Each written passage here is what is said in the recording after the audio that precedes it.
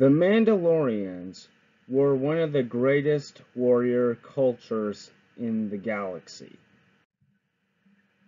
Since the beginning of galactic history in the Star Wars universe, they have fought in many wars against the Republic, against the Jedi, against the Sith, and against other various cultures, races, and planets. We, as a Star Wars audience, have actually been exposed to Mandalorians before we were well aware of the full extent of their culture. Boba Fett and Jango Fett are Mandalorians. The Mandalorian culture is quite, how I would describe it, anyone can be a Mandalorian. Although humans represent a great majority, any race, any species can become a Mandalorian. As you can see in the lower right corner, piloting one of those vehicles, there's a Twi'lek that happens to be a mercenary. The Twi'lek is right there. As you can see, it's quite a accommodating culture. Women are expected to fight alongside the men. Anyone can be a Mandalorian as long as you're willing to fight, as long as you're willing to wear armor, and if you are not a good soldier, well, don't worry, the Mandalorians will take care of that. Mandalorians have been ruled by a Mandalore. A Mandalore is considered the most worthy candidate for the job. A great warrior, a charismatic leader, and someone that knows how to solve problems. And it is the very clans of the Mandalorians that decide who becomes Mandalore. One Mandalorian in particular, called Mandalore the Uniter, led the Mandalorians during the New Sith Wars, which was considered the Republic Dark Ages.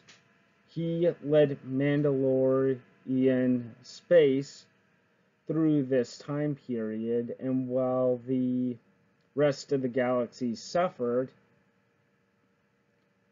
Mandalore remained a good, prosperous nation.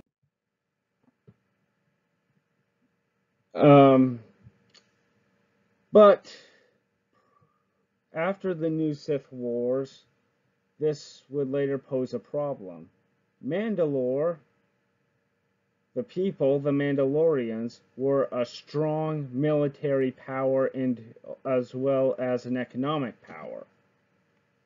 But they were a culture of warriors. The first Supreme Chancellor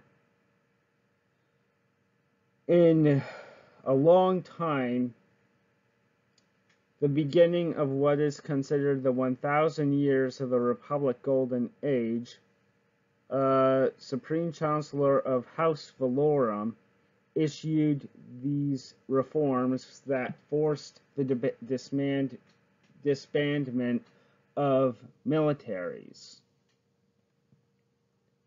And this was done to prevent future wars. Now, this provoked a fight, an argument among the Mandalorians. Some Mandalorians argued that Mandalore should join the Republic, immediately becoming one of its most powerful and influential sectors. But the peacemakers were shouted down. If Mandalorians weren't warriors, they weren't Mandalorians at all. I need you to understand this, because the Mandalorian Excision, as it was called in Republic history, we are going to call it the Annihilation because I like the Mandalorians. I find their culture as amazing. The Mandalorians were a warrior culture. If they joined the Republic, they would have to disarm their military. Eventually, the Mandalorians came to an understanding. Why become part of something if it means the surrender of what they have been for centuries and thousands of years? Needless to say, they didn't join the Republic, but the Republic, led by the Jedi, arrived on Mandalore with a coalition of planetary defense forces and razed the planet. Mandalorians were slaughtered in this unprovoked attack, as the Mandalorians called it, a dishonorable assault, and obliterated them, destroyed their armor, destroyed their war droids, and forced the Mandalorians to rule under a caretaker government. Needless to say, this did not go over so well, and many Mandalorians still practiced the old ways.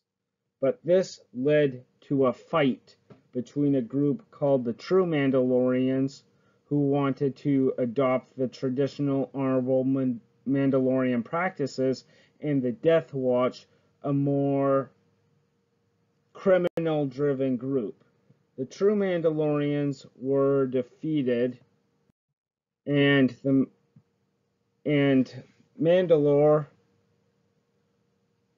became the battleground for a power struggle between the New Mandalorians, a pacifist faction devoted to the Republic that was a descendant of the caretaker government, and the Death Watch, which I would say apparently moderated by this point and transformed from a criminal gang to Mandalorians fighting for their old ways of life.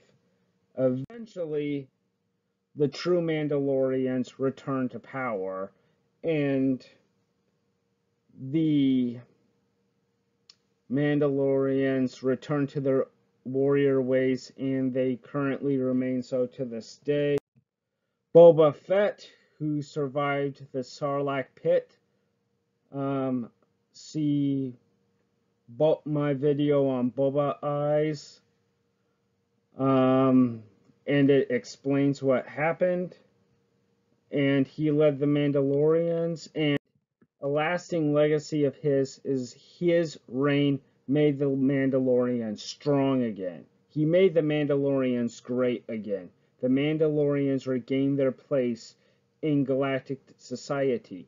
Thousands of years after the Battle of Endor, when the Sith returned, they did not want to touch the Mandalorians because they were scared the Mandalorians would kick them around the galaxy. I picked this quote from The Prince, chapter 5. It says, "But in republics there is more vitality, greater hatred, and more desire for vengeance, which will never permit them to allow the memory of their former liberty to rest, so that the safest way is to destroy them or to reside there." Machiavelli was advising how to deal with conquering republics. And he explained that republics are devoted to their former liberty. The Mandalorians is a republic of some kind. All Mandalorians are self-reliant people, and they just turn to general leadership whenever it's required for.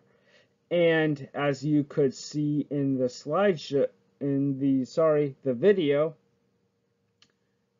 this Annihilation forced integration into the Republic didn't work out so far. The Republic, if the Republic wanted to install their own form of government on the Mandalorians, they should have made it 100% certain they've done a clean job of it.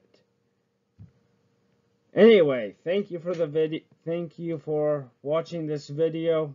I'm the Crusader Historian. See you later. Bye-bye.